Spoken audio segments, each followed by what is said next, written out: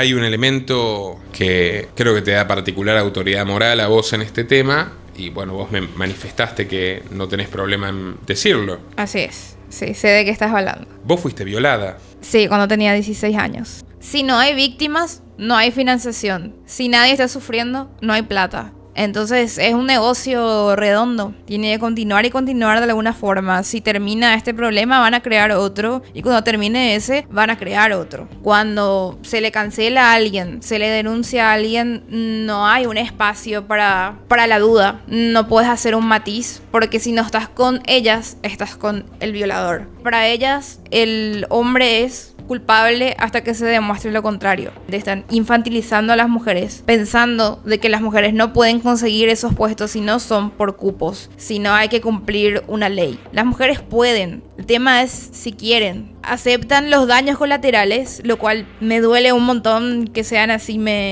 Para. ¿A qué te referís con que aceptan los daños colaterales? ¿Qué son los daños colaterales? Hay muchas feministas que les parece bien de que gente inocente pague con tal de que se solucionen los problemas de la violación. Yo creo que el feminismo actual no se comporta como para emancipar a la mujer. O sea, están castigando ciertos comportamientos, castigan el hecho de ser hombres. ¿Crees que es una ideología de odio? Para una parte, sí. Muy buenas tardes, amigos, ¿cómo les va? Bienvenidos a una nueva emisión especial de Los Liberales en este bonito estudio que alquilamos gracias a su apoyo en patreon.com/Nicolás Moraz, indispensable para que sigamos emitiendo y realizando este contenido. Vamos a conversar de uno de los temas más sensibles de la última década y que a muchos de nosotros, de distintas formas, nos ha marcado. Y esto es la reinvención del movimiento feminista en clave autoritaria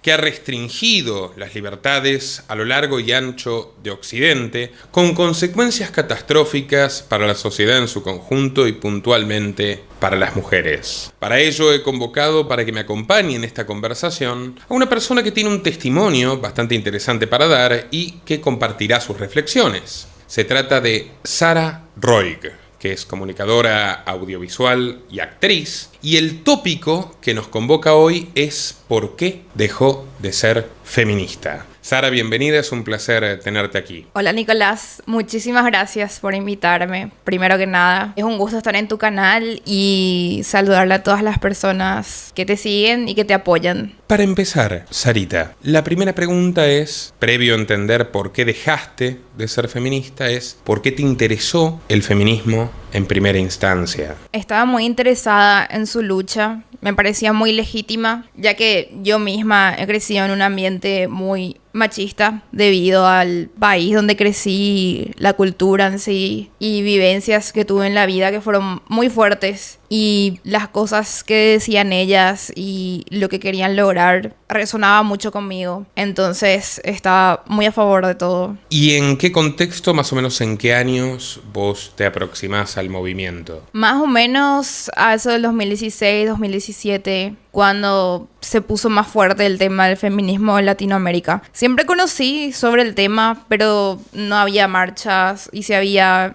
muy poca convocatoria. Y me hice más grande, entonces entendía más los problemas sociales y veía lo que pasaba también afuera. Y me pasaron cosas que hicieron de que acumule cierta rabia y ganas de que cambie la sociedad de alguna forma, y me pareció que ir con ellas sería al menos poner un granito de arena para que cambie la sociedad de alguna manera. Al principio, digamos, a partir de estas difíciles vivencias que nos comentás, ¿te sentiste contenida? ¿Te sentiste acompañada? ¿Cómo, digamos, fue tu aproximación emocional a las feministas? ¿Cómo te convirtieron, digamos, en una de ellas? Y me sentí escuchada, la verdad. Me di cuenta que no era la única que había pasado por esas cosas y que la mayoría de las mujeres habían pasado cosas como yo pasé. Entonces sentía que no estaba sola, pero con el tiempo se fueron volviendo muy tóxicas, muy arbitrarias. Era casi, sí, no es luego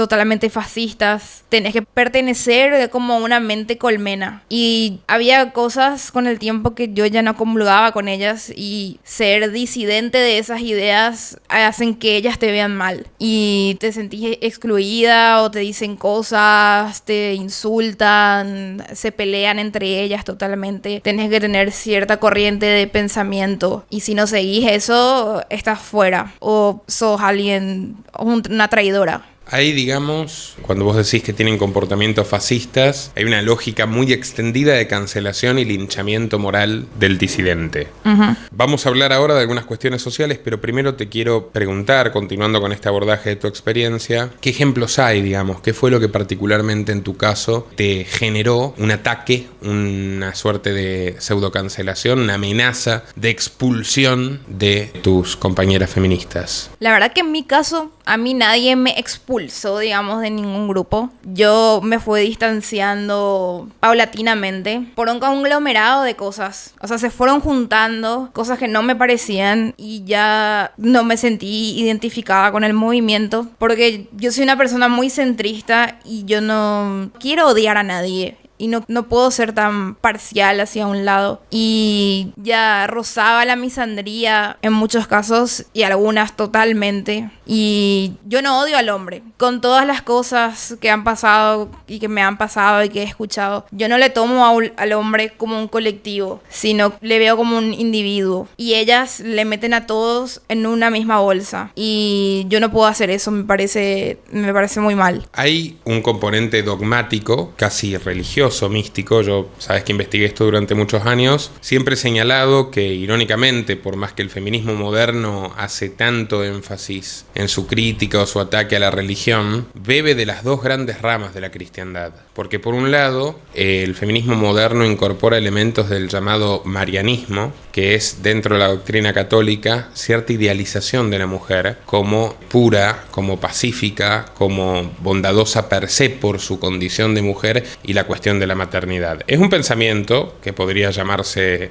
históricamente machista, pero que ha influido mucho en ideas como a las mujeres se les cree siempre, que es uno de los dogmas actuales que imperan en el feminismo. Y por otra parte, en lo que refiere a la cancelación, a la censura, a la búsqueda de, digamos, la muerte civil de aquellos que de alguna forma se interponen en su camino, hay mucho de caza de brujas, irónicamente, del puritanismo protestante también, de mirar la paja en el ojo ajeno. Es una costumbre muy reaccionaria. Entonces yo te quiero preguntar si vos no observaste dentro de las feministas, a partir de esto que decís, comportamientos propios de los fanáticos religiosos. Sí, especialmente el tema del marianismo, de que la mujer siempre es pura, la mujer siempre es buena. Cuando se le cancela a alguien, se le denuncia a alguien, no hay un espacio para la duda. No puedes hacer un matiz, porque si no estás con ellas, estás con el violador, está con la persona que hace daño. Para ellas, el hombre es culpable hasta que se demuestre lo contrario, que no debería de ser así en ningún caso. Y para mí eso es un rasgo fascista. O sea, ¿estás con nosotras o estás totalmente en contra? No hay punto medio, no hay grises, es o blanco o es negro. Y te pueden cancelar por cualquier cosa. El simple hecho de yo estar acá y hablar no a favor de ellas es estar en contra. El hecho de relacionarme contigo ya es una razón para que a mí me cancelen por tus visiones hacia el feminismo. Entonces, por proxy, yo ya estoy mal. Que no necesariamente son idénticas a las tuyas, y ni deberían serlo. ¿Te han cuestionado en este proceso en el cual vos comenzaste a alejarte? ¿Te han cuestionado por vincularte con ciertas amigas, por ejemplo? ¿Te han cuestionado por tratar con mujeres incluso? No tengo amigas antifeministas. No tengo muchas amigas en general. Eso es lo que más me han llamado la atención. La palabra pick me suele resonar por ahí. ¿Podés explicarle a la audiencia hispana qué significa pick me? Elígeme. Entonces, que tengo ciertos pensamientos que comulgan más con la población masculina. Entonces, las mujeres, las feministas especialmente, piensan de que yo o me manipularon o soy una hija sana del patriarcado, o que yo digo las cosas para agradarme a los hombres, que quiero que me elijan. O sea que yo no puedo pensar por mí misma, yo no puedo tener un pensamiento crítico, yo tengo que pensar como ellas, o si no es para agradarle al hombre. Eso es ser pick me. La postura asumida por las feministas en ese caso es repugnantemente paternalista, ¿no? Vaya ironía. O sea, vos solamente podés pensar autónomamente. Me están infantilizando. Te están infantilizando y no podés tener criterio propio, básicamente, ¿no? Sí. O sea, si decís algo con lo que ellas, digamos, la policía del pensamiento no están de acuerdo, lo estás haciendo para servirle a los varones. No lo podés hacer por genuina convicción como mujer libre y pensante que sos. Así mismo es. ¿Qué opinás? Porque otro rasgo definitivamente fascista de este movimiento es la obsesión, e incluso también, digamos, de un movimiento completamente vinculado al día de hoy, que yo sé que ya vamos a ampliar en este tema, que es la militancia trans. Y cuando me refiero a la militancia trans, no me refiero a que defiendan el derecho a vivir de los trans o el derecho a autopercibirse como ellos quieran, que yo como liberal, por supuesto, daría mi vida defendiéndolo, sino a la limitación de la libertad de expresión de otros que señalan, por ejemplo, esta persona no es lo que dice ser y tienen todo el derecho del mundo a señalarlo. Es la sagrada libertad de expresión. Bueno, el feminismo contemporáneo no reconoce esa libertad de expresión, busca una imposición obligatoria del lenguaje. Hay países donde tiene más éxito que en otros, por ejemplo, la deformación lingüística del lenguaje inclusivo, ¿no? O sea, ¿qué opinás respecto a esta vocación feminista y progresista de querer apropiarse de las palabras ajenas? Que creo que es ya una aberración dictatorial que trasciende el autoritarismo, que es realmente totalitario. ¿Cómo lo ves vos? Creo que están buscando problemas donde no hay, porque la lengua castellana ya incluye los dos géneros cuando es plural. Y no sé, me parece que tienen un exceso de tiempo y están buscando cómo victimizarse, dónde buscar problemas, cómo complicarse las cosas. ¿Y por qué crees que buscan la generación de un problema? Porque daría la impresión, cuando uno observa, por ejemplo, que tras la creación del Ministerio de las Mujeres en la Argentina con Alberto Fernández, o la creación del Ministerio de la Igualdad durante el gobierno de Sánchez en España, cuando uno observa que tras la creación de estas instituciones hay más homicidios contra mujeres de los que había antes, la pregunta es, ¿no es que acaso están buscando romper piernas para entregar muletas? ¿Tendría alguna razón de ser el inmenso negocio de las ONG feministas subvencionadas por impuestos de los hombres que desprecian, por fundaciones y lobbies multimillonarios que lavan impuestos y hacen ingeniería social y buscan cambiar los hábitos de la población para ganar dinero con ello? O sea, ¿todo ese negocio existiría si no hubiera sufrimiento? O sea, en cierto punto, del mismo modo que los socialistas dicen amar a los pobres y por eso los multiplican, porque en ellos se encuentran su razón de ser y así se enriquecen, ¿las feministas no te parece que lucran con convencer a las mujeres que enfrentan una situación mucho más dramática a nivel social de la que realmente enfrentan, para que las mujeres se vean obligadas a demandar feminismo y protección estatal, lo que una vez más las mostraría como sujetos débiles? Sí, la verdad que ya dijiste todo con eso. Si no hay víctimas, no hay financiación. Si nadie está sufriendo, no hay plata. Entonces es un negocio redondo. Tiene que continuar y continuar de alguna forma. Si termina este problema, van a crear otro. Y cuando termine ese, van a crear otro. Nunca va a terminar. Cuando entraste a este movimiento, ¿pensaste en algún momento en el poder? En militancia política. En obtener poder sobre el prójimo, en escalar, en tener un puesto político, en conseguir un puesto. Personalmente no, pero sí vi en otras personas. Bastante. ¿Qué pensás cuando observás que las consignas feministas pasaron de la liberación femenina a el empoderamiento? O sea, ¿no hay como declarativamente incluso una pulsión más autoritaria que libertaria en el actual discurso feminista? Y la forma que quieren conseguir el empoderamiento no me parece la más adecuada ni por lejos. Por el tema de los cupos que piden y la paridad de género. O sea, se pierde la meritocracia totalmente. O sea, vos estás en contra de las leyes que dicen 50% de los puestos deben ser para las mujeres, o las empresas deben tener un 30% o 40% de gerentes mujeres. Vos estás en contra. Totalmente. Voy a citar una frase del libro El patriarcado no existe más, de Roxana Kramer, que ella se define como feminista científica. que dice: las cuotas de género vulneran el principio de meritocracia y asumen que las mujeres no pueden alcanzar posiciones de poder por sus propios medios. Y ahí entro en lo mismo que dije anteriormente, están infantilizando a las mujeres, pensando de que las mujeres no pueden conseguir esos puestos si no son por cupos, si no hay que cumplir una ley. Las mujeres pueden, el tema es si quieren. Porque ignoramos, o las feministas en general hacen ver como que somos iguales. Somos equitativos como personas, o sea, como individuos tenemos los mismos derechos y obligaciones. Pero los gustos en general, los intereses de las mujeres y de los hombres son diferentes. En general, yo hablo de la población, hablo de estadística, ahora no, en este momento no estoy hablando como individuos. Tenemos preferencias distintas. Las mujeres tienden a preferir trabajos sociales, trabajos que tienen que ver con salud, también por el tema de los hijos, prefieren trabajos más que llevan menos horas o que llevan menos responsabilidad que los hombres. Los hombres se interesan en cosas más objetivas o que tengan que ver más con un sistema, con la sociedad, pero como un sistema, no algo personal. Y también se esmeran mucho más en sus puestos de trabajo, reitero, en general, porque por el tema de los hijos justamente y también por las metas. Yo veo que los hombres parece como que se obsesionan más por un tema y las mujeres son más tranquilas cuando se trata de temas laborales. Competitividad también, ¿no? Es un factor. Sí. Entonces, no es que se elijan menos mujeres, es que hay menos mujeres para elegir en el campo político, por ejemplo. También me parece que es un poco sospechoso de que exigen la paridad solo en altos mandos, en lugares donde hay salarios altos, donde hay mucho poder, pero en mandos medios o mandos bajos no se exige paridad, no hay cuota de género. Las mujeres no están haciendo marchas para que haya cupos en la albañilería, por ejemplo, ¿no? Sí, así mismo.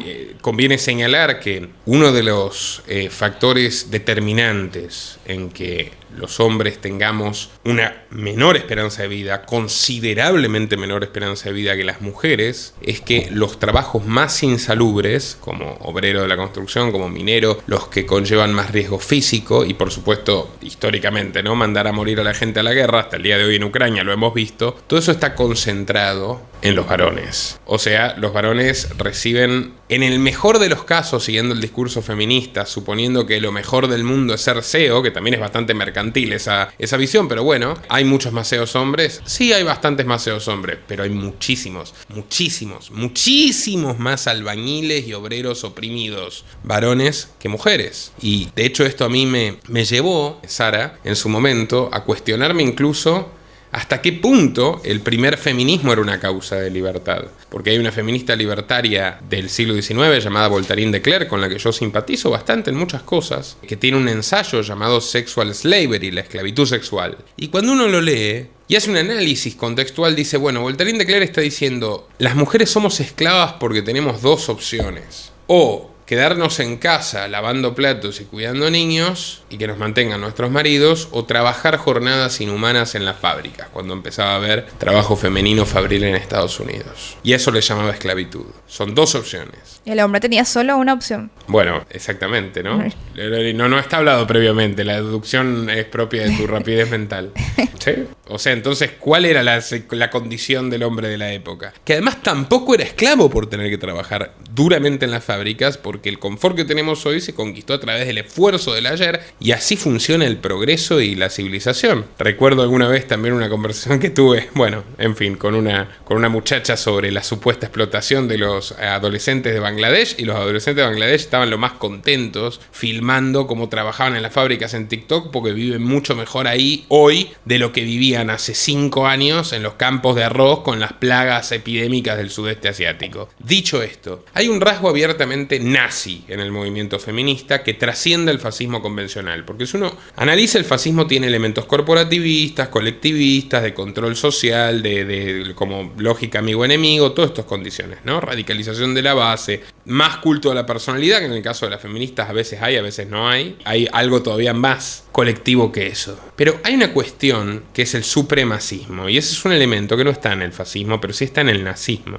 El supremacismo identitario, o sea, es decir, los que tenemos esta identidad, que es algo no elegido, que es algo no meritorio, que no es una opción. Somos superiores a los que tienen otra identidad, o somos distintos y merecemos un tratamiento legal diferenciado. Esa es una idea esencial del nazismo y es una idea esencial del feminismo identitario, que no cree en la igualdad ante la ley, que cree que las mujeres necesitan una justicia para las mujeres, un ministerio para las mujeres, leyes especiales para las mujeres, derechos, por tanto privilegios para las mujeres en detrimento de los hombres, y eso redunda a su vez en una ideología que deshumaniza al adversario, y eso es filonazi. Cuando el hombre pasa a ser macho muerto, abono para mi huerto, consignas que hemos visto pintadas en España, al machito machete, todo varón es un violador potencial. Cuando se dice un violador es un hijo sano del patriarcado, significa que en toda la sociedad los varones han sido educados e impulsados a golpear, a violar, a abusar, y eso es una brutal mentira. O sea, quienes crecimos en hogares incluso con cierta dosis de catolicismo, conservadurismo, recibimos la instrucción mariana precisamente de no hay que pegarle a nadie, pero menos todavía a las mujeres. Entonces, cuando vos terminás demonizando a otra persona, en este caso por lo que lleva entre sus piernas,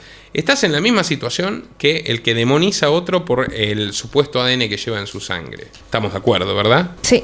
Bueno, te quiero preguntar entonces, ¿cuándo empezaste a observar misandría y cómo se expresaba esa misandría en el entorno feminista en el que vos te moviste? Empecé a ver misandría en los textos que grafiteaban, o en las frases que decían, como dijiste recién, machete al macho, o que todos los hombres son potenciales violadores, porque como había dicho antes, es ponerle a todos en la misma bolsa y no verles a los hombres como personas, como individuos, sino juzgarle de una y no haya solución, porque uno nace hombre y nace hombre. Entonces ya te penalizan por el hecho de ser. Y hay un exceso punitivo terrible. Y aceptan los daños colaterales, lo cual me duele un montón que sean así.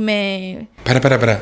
¿A qué te referís con que aceptan los daños colaterales? ¿Qué son los daños colaterales? Hay muchas feministas que les parece bien de que gente inocente pague con tal de que se solucionen los problemas de la violación o se vayan presos los violadores, los asesinos. Primero, hay cada vez más homicidios en los países donde hay políticas feministas. Segundo, hay que señalar que el 90% de las víctimas de homicidio en general, entre 83 y 90 en nuestros países, son hombres. Por lo tanto, si tuviéramos que hablar de una epidemia de asesinatos, las peores víctimas son los hombres. Y tercero, vos me estás diciendo que dicen que está bien meter inocentes que no hicieron nada en la cárcel con violadores para que de paso violen a los inocentes, que es otra problemática. Hay más hombres violados que mujeres violados por la cuestión carcelaria, por el nivel de violaciones que hay en las cárceles. O sea, vos me estás diciendo que aceptan que hayan inocentes presos bajo cargos de violación si hay otros violadores que van presos. Sí. Es exactamente lo contrario al principio elemental del derecho, que es mejor un culpable libre que un inocente preso. O sea, en el peor de los casos, es mejor que haya un culpable libre antes que un inocente preso, porque si hay un inocente preso, hay un culpable libre y además un inocente preso. Es una locura lo que están planteando. Y eso es algo que comparten con el nazismo también. Con una cierta analogía, ambos sistemas comparten esa idea devastadora. En el nazismo era un sacrificio por la nación y en el feminismo es un costo inevitable por la causa. Entonces yo creo que cuando una ideología considera legítimo dañar a personas concretas en nombre de un bien abstracto, cruzó esa línea, una línea peligrosa. Hay casos terribles. Yo nunca olvido el caso de Agustín Muñoz en 2018, que fue después de lo de Telma Fardín, ¿era su apellido? Exactamente. Con el tema de D'Artes. La denunciante de D'Artes. Sí. Yo Sí. conocí a la hermana de Telma Fardín, que dijo claramente que todo era mentira, al mismo tiempo que la condena de D'Artes carece completamente de cualquier elemento probatorio sólido. Es absolutamente terrible lo que pasó, pero lo de Agustín, peor todavía, creo que es lo que más me movilizó. Agustín se suicidó después de que una amiga suya le hizo una denuncia falsa y sus amigos le tiraron piedras y él se quitó la vida, y al día siguiente la amiga dijo no, era mentira, estaba enojada con él por otro tema y dije que me abusó, pero no me abusó,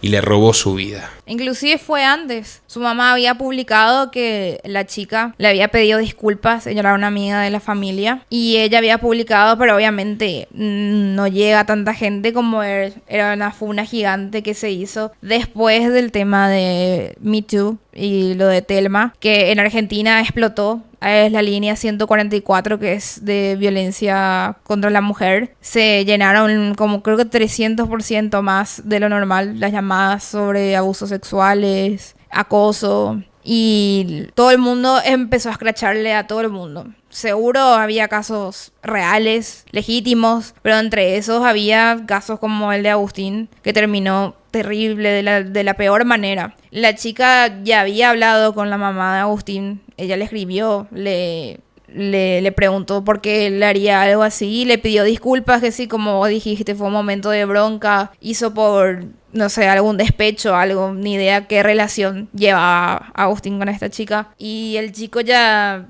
no soportó. Dice que él estuvo presente cuando creo que se hizo como una marcha o una presentación y dijeron su nombre y él estaba ahí, y él llegó a su casa y le dijo a su mamá, ya está, me arruinaron la vida. Y su mamá intentó de todo para que su reputación vuelva a establecerse y no lo logró. En diciembre de 2018 él se sacó la vida y la chica no tuvo repercusiones. Ella debería de estar presa, a mis ojos, por denunciar falsamente. Y encima, como agravante otra vez, que haya perdido la vida él, que se haya sacado la vida. Por eso lo hace mucho peor. Y ella está libre. Como ella cometió un delito y está libre. Hay centenares de casos como el de Agustín Muñoz y en todos nuestros países, hasta en los más conservadores, donde se han aplicado las leyes feministas que vulneran la presunción de inocencia y establecen que la palabra de la denunciante tiene un valor probatorio que no tiene ningún otro tipo de delito. Bueno, han llenado las cárceles de hombres inocentes, han separado hombres de sus hijos, como lo revela, por ejemplo, el documental Borrando a Papá, que presenta la periodista Ginger Gentile, siempre muy recomendado, una obra pionera de 2012, antes de toda la ola de caza de brujas que comenzó con el Me Too.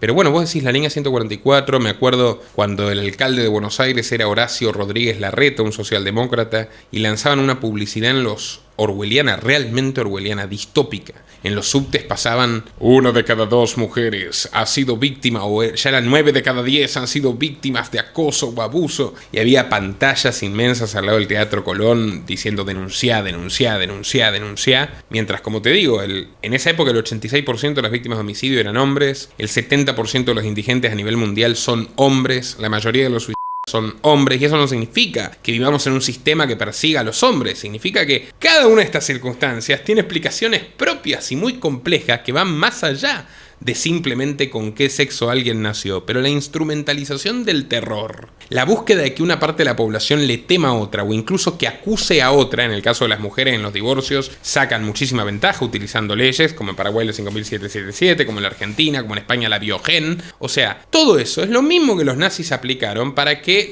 el pueblo ataque primero a los judíos, para que los persiga, para que los denuncie, para que los oportunistas digan me quiero quedar con su negocio, o para que en cualquier caso las mujeres les teman y digan bueno, está bien, el pobre señor Finkelstein era el joyero del pueblo y me hizo mi alianza de matrimonio, pero bueno, quién sabe si su hijo al final dicen que matan niños, se compraban la propaganda terrorista. Y así fue como terminaron en campo de concentración millones de personas. Salvando proporciones, que haya muertos, violados y secuestrados por culpa de las leyes feministas implica que estamos ante un auténtico problema grave, pese a que es un movimiento muy impopular. Vos notarás que tanto en tu país como en el mío, que siendo el mío más progresista que el tuyo, la mayoría absoluta de la población, incluyendo la mayoría absoluta de las mujeres, rechazan estas nociones del feminismo. Así es. Una población asustada no razona, obedece. Y con la frase de nos están matando, que se nos queda en la cabeza, entonces tenemos que seguir las cosas para evitar lo que pasa.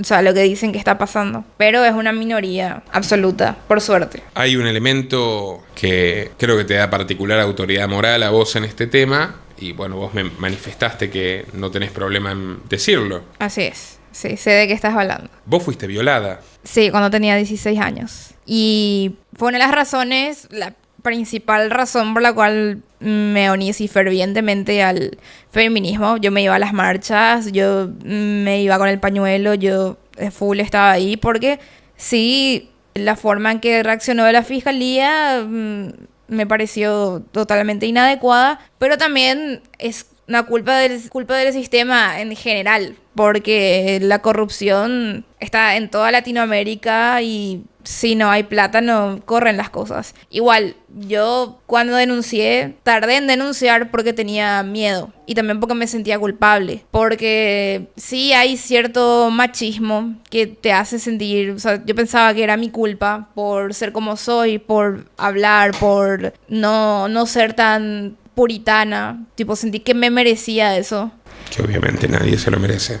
Entonces estuve un tiempo con eso y tenía un miedo porque el sujeto, que obviamente por razones, porque no tengo pruebas, eso es lo malo, no tengo pruebas físicas porque no supe cómo reaccionar en el momento, es una persona que su padre tiene mucho poder, tenía mucho poder en el país, yo sabía de que yo ya perdía de una, entonces yo preferí callarme, tardé 2 años en denunciar y cuando denuncié me dijeron que me vaya y que arregle con el tipo. ¿Cómo voy a arreglar con el tipo lo que pasó? ¿Qué le voy a decir? Plata, que le voy a pedir plata por ya el daño que hizo y hasta el trauma psicológico que te deja es... Yo quería justicia, quería de alguna forma arreglar ese sistema, pero no era la forma. ¿Cómo te sentís cuando aparecen un montón de nenitas de mamá ante una situación realmente criminal que vos sufriste y dicen, ay, abrieron las piernas en el colectivo, ay, me pusieron incómoda con no sé qué cosa? Y con esa micromachismos, ¿no te parece una banalización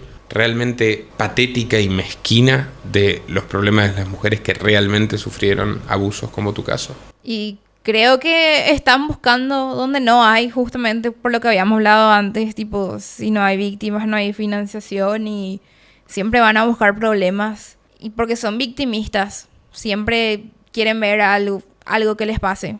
Yo trato de hablar lo menos posible de eso porque me pone nerviosa. Sí, notas, ahora que hablé de eso que me acordé, tipo se me corta un poco más la voz o cosas así. Encima era muy fuerte para mí porque su padre salía en la televisión, salía en las noticias y son igualitos. Y yo le veía y me recordaba eso y me rompía el alma. Fue muy terrible y es muy diferente. Son los micromachismos y las cosas que pasan a las mujeres que le pasaron 1000 veces peor que yo también. Tipo, a esas chicas se les rompe, es como que se les rompe una uña y a mí me rompieron un brazo. Y tipo, no saben el dolor de romperse el brazo, por eso se quejan de que se le haya roto una uña. Y nada, me parece que hay cosas por las que luchar que son mucho más importantes. Permitime hacerte un comentario. Las denuncias de las víctimas de verdad terminan sepultadas tras una pila así de expedientes con denuncias falsas e instrumentales hechas por una mujer que se divorció y quiere más plata, o que está enojada con el marido porque descubrió que tiene un amante, o que se ofendió con un periodista, o con un abogado, o con cualquiera que haya señalado alguna falta real que cometió. Y bueno, todas esas denuncias falsas terminan tapando a las personas que realmente fueron víctimas, que realmente necesitan ayuda y que de repente, si el sistema las ayudara, podrían conseguir las pruebas, pero el sistema está ocupado con muchísimas denuncias falsas. ¿Y en qué te ayuda a vos con lo que sufriste que haya miles de personas presas sin condena y sin pruebas en su contra por esas denuncias falsas? De nada. Sí, y todavía me quedo pensando, o sea, yo obviamente estoy a favor y cuando a alguien se le denuncia debería tener pruebas. O sea, no le vamos a meter a alguien preso sin pruebas. Por eso siento mucho lo de mi caso, porque aunque me haya pasado de verdad, yo no tengo mensajes de WhatsApp, cosas así que pueden ser trucados totalmente. O sea, por culpa de gente que hizo eso, ya carece de validez lo mío. Ya no se toman tan en serio cosas así porque la gente hace nomás las cosas. Y sé que hay muchas chicas de que no van a tener pruebas tampoco así como yo y va a quedar así en la nada como lo mío. Algo que sí estoy a favor es de que se hable de si te pasa algo así, cómo reaccionar y a qué autoridades ir o cómo poder proceder. Porque yo por miedo y también por ignorancia no seguí los protocolos para poder tener realmente pruebas físicas. Hice todo lo contrario. Y también era muy joven y todas esas cosas. Pero a partir de este principio, de todas formas, ¿qué opinás vos de la funa o en otros países se conoce como escrache, es decir, el método de exposición pública de detalles íntimos, ciertos o no, de la vida de otras personas. Básicamente, ¿no?, este intento de linchamiento colectivo, independientemente si se hace una denuncia o no ante la justicia. Me parece que hay demasiados scratches por situaciones totalmente innecesarias. O sea, ya están linchando y escrachando por deporte, sin pruebas o por razones que son problemas de pareja normales, digamos, entre comunes, cosas que no deberían pasar. Ponerle una infidelidad, obviamente está mal, pero no vas a exponer la vida del tipo, sus intimidades y todas esas cosas por un problema que hubo entre la pareja. Yo creo que debería de solucionarse entre ellos y no poner en las redes sociales, porque usualmente cuando hacen eso, tipo, cuentan todas las intimidades. Entonces, el tipo queda súper mal o exageran las cosas que pasan. Entonces yo creo que el feminismo actual no se comporta como para emancipar a la mujer. O sea, están castigando ciertos comportamientos, castigan el hecho de ser hombres. ¿Crees que es una ideología de odio? Para una parte, sí. Muchas de las feministas están así, como yo empecé estando ahí, porque les pasó algo o porque comulgan con cierta parte del feminismo, pero hay cierto grupo que ciertamente es el más ruidoso, que sí actúan ya con misandría, totalmente. Y actúan como una religión política, más o menos. Igual vos te das cuenta que la guerra de los sexos es la división del mundo entre varones heterosexuales malos y el resto víctimas. Muy de Orwell. Sí, es muy los 5 minutos de odio. Es muy funcional.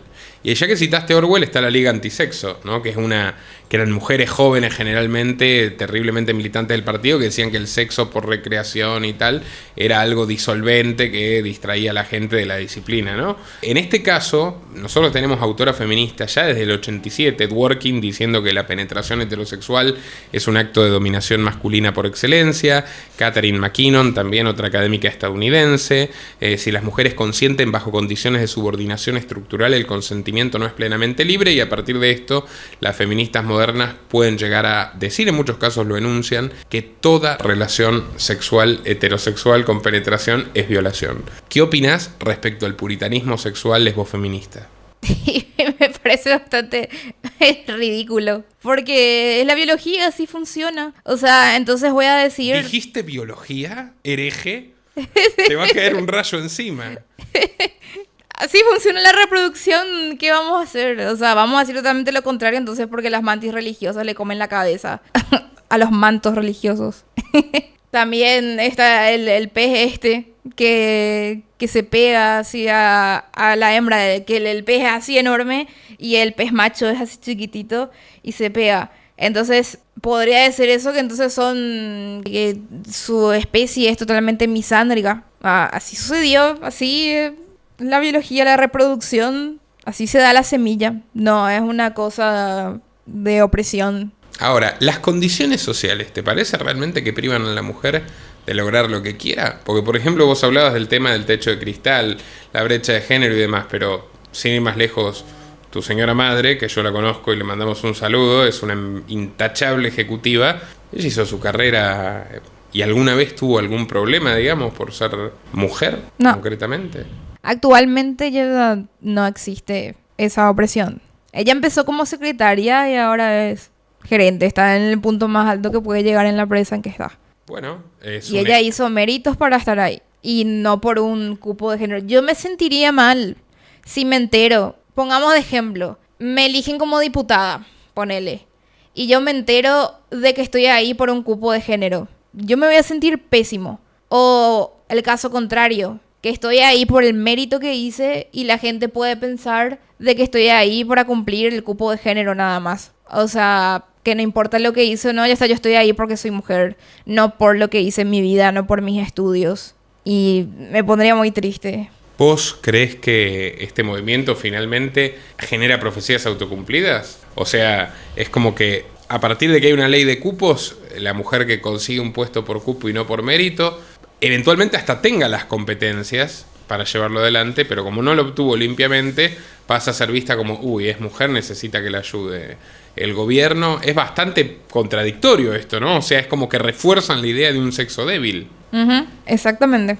Bueno, luego te quiero preguntar qué pensás, por ejemplo, de la reescritura de libros en clave feminista, del Principito a la Principesa, por ejemplo, en la Argentina, la prohibición de Lolita, el clásico de Nabokov, porque supuestamente promueve la pedofilia machista, aunque en realidad retrata, digamos, una historia de perversidad, pero como la literatura debe reflejar todo lo que somos para que podamos pensarlo, entenderlo y criticarlo también, ¿no? Ahora, ¿qué pensás vos de esa obsesión, de ese encono, digamos, por reescribir la historia? ¿O qué opinás también del concepto de culpa histórica, por ejemplo? Lo del tema de la culpa histórica es terrible. O sea, yo le voy a castigar a mi contemporáneo por algo que hizo mi abuelo. O sea, nada que ver. También pasa lo mismo con el racismo. O sea, la gente blanca que se siente culpable por cosas que hicieron sus antepasados. Y lo del tema de cambiar la literatura o algo así, la censura terrible. Como vos dijiste, necesito ver todas las aristas para poder realmente pensar claramente. Porque si me muestran solo un lado de la historia, sí o sí voy a estar de ese lado. Y no voy a ni saber por qué. O sea, voy a quedar ahí. Pero si puedo ver todo el mundo, todas las opiniones. Yo, por ejemplo, lo que yo consumo en internet, yo consumo política de toda clase. De conservadores, de progresistas, consumo cosas de derecha, de izquierda, centristas. Porque quiero ver desde el punto de vista de la otra persona y generar mi propio pensamiento. Y soy totalmente autocrítica. Y cuando uno censura, le estás obligando a los niños, a la gente que está en desarrollo, que está empezando a leer, a que vaya a cierto lado. Entonces como que es como una ingeniería social de cierta forma porque le están tirando para un lado, le están obligando, no diría sin querer, o sea, queriendo, pero sin que ellos sepan. Porque para mí la educación es poder. Cuando uno puede educarse de todo, tenés el poder de elegir quién sos y qué puesto vas a tomar en la vida. Y para eso hay que saber de todo. Me recordás hace muchos años en la Argentina un episodio en el cual vino a dar una charla la hija de Ernesto Che Guevara, guerrillero, por cierto, repudiable homófobo y racista, además, entre muchas otras condiciones del sádico. Y Aleida Guevara nos discurseaba sobre la maravilla de la alfabetización total en Cuba. Y yo le contesté, teniendo 15 y 16 años, doctora, porque encima es médica, ¿de qué sirve saber leer si no podemos elegir qué leer? ¿De qué sirve saber escribir si no podemos expresarnos con libertad? No supo contestar, quedó desarticulada por un adolescente. Es parte de lo que vos estás diciendo también, ¿no? ¿Qué casos famosos o paradigmáticos de cancelaciones injustas te vienen a la mente? Una, por ejemplo, para mí, Johnny Depp. La que a mí más me llama la atención es sobre el cuento de la criada.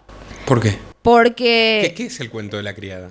es una distopía feminista. Y los feministas queer quisieron cancelar porque en el cuento, en la novela, hay una división entre las mujeres biológicas y los hombres biológicos. O sea, solo hay dos sexos. No por lo que representaban, o sea, no por lo que ellos sentían que eran, sino realmente por su sexo biológico. Y eso también me parece una incongruencia, que es una de las razones por la cual salí, que es muy polémico y le linchan a mucha gente porque el feminismo liberal admite a toda persona que se considere mujer. El llamado liberal feminism significa el feminismo progresista norteamericano. Así mismo es. Entonces, me acuerdo que antes, al principio, el feminismo era la biología a mí no me define. O sea, que yo sea mujer no me ataja a hacer ciertas cosas. Yo puedo hacer lo que yo quiera hacer, no importa que si sea hombre o sea mujer. Entonces ahí estaban sí a favor de... o sea, la biología no importaba. Entonces yo quiero saber qué dicen las feministas progresistas cuando se le pregunta qué es una mujer. Vi un montón de debates, especialmente en Estados Unidos, en países de primer mundo, donde le preguntan una pregunta tan simple y que hace unos años era tan fácil de responder. Y se quedan en blanco, porque dicen, la persona que dice ser mujer. Pero, ¿qué necesita esa persona para ser mujer? Y antes decían de que, o sea, era algo denigrante que digan que la mujer valía por su útero. y ahora hacen cosas como cambiarles el nombre. En algunos países de primer mundo cambiaron las toallitas higiénicas, en vez de decir toallitas higiénicas femeninas para mujeres, dice para personas gestantes o para personas menstruantes, eliminando totalmente la palabra mujer. Por las personas que son no binarias o los hombres trans, que son creo que el 0,3% de la población. O sea, el feminismo al principio quiso o decía quería hacer más visualización a la mujer y ahora la están borrando. Que es totalmente lo contrario, o sea, es totalmente incongruente. Cayó en un grado de absurdo posmoderno tal que es un movimiento identitario que termina suprimiendo al sujeto que dice defender y no tiene clara ni siquiera la identidad que reivindica, ¿no? Uh-huh. Y como vos dijiste hace un rato, que yo estoy totalmente a favor de la libertad de la elección, o sea, las personas trans, vale lo que dicen, le valoro su identidad, respeto su identidad, pero cambiar en los hospitales por lo de personas gestantes, lo de las toallitas femeninas que sean para personas menstruantes. Compartir baños, competir en los mismos deportes como si fuera una realidad biológica idéntica. Me parece que es una minoría muy, muy pequeña para cambiar totalmente. ¿Y por qué solo pasa con las mujeres? Porque también existen los hombres trans y no por eso en las partes de urología o lo que tiene que ver en la medicina del hombre dice, qué sé yo, para las personas eyaculantes o para las personas faloportantes. No les des ideas. Vamos a hacer otro programa sobre la cuestión... Hay mucha tela que cortar. Sobre la cuestión trans. Ha sido un placer tenerte y quiero decirle a la gente desde ya. Sara Roig se creó su propio canal de YouTube, se llama Qué Calamidad, está etiquetado en el título y en la descripción y les recomiendo personalmente que se suscriban y que la apoyen porque es muy necesario contar con este tipo de voces en el panorama actual. Al mismo tiempo los invito a contribuir en patreon.com/Nicolás Moraz para que nuestro trabajo periodístico siga siendo posible. Y no sé, Sarita, si querés agregar algo más o esto es todo. Para cerrar, yo diría que el feminismo moderno logró cosas un poco extraordinarias, porque luchó contra el biologicismo y terminó obsesionado con la biología, especialmente con la lucha de las progresistas y las radicales. Y luchó contra la cosificación. Y ahora habla como un manual de anatomía. Y también luchó por la inclusión y ahora hay purgas internas constantes entre ellas mismas. El feminismo como un todo no hay porque está totalmente fragmentado y se escrachan entre ellas, se cancelan entre ellas, se tachan de herejes entre ellas, de traidoras, porque no siguen la misma corriente. Entonces ellas mismas no solucionan sus propios problemas y quieren solucionar problemas exteriores. Y creo que se desvirtuó demasiado el tema. Sara Roig, muchas gracias. Nos estás describiendo un cuadro francamente esperanzador, que es del mismo modo que perecieron en el pasado, por lo menos, digamos, las leyes, ¿no? Las leyes antisemitas, las leyes de segregación racial. Probablemente llegue el tiempo de la extinción del feminismo autoritario y su pestilente marco institucional, que es una aberración contra la humanidad. Gracias, Nicolás. Espero verte pronto de vuelta. Seguramente nos veremos pronto, Sarita. Hasta la próxima.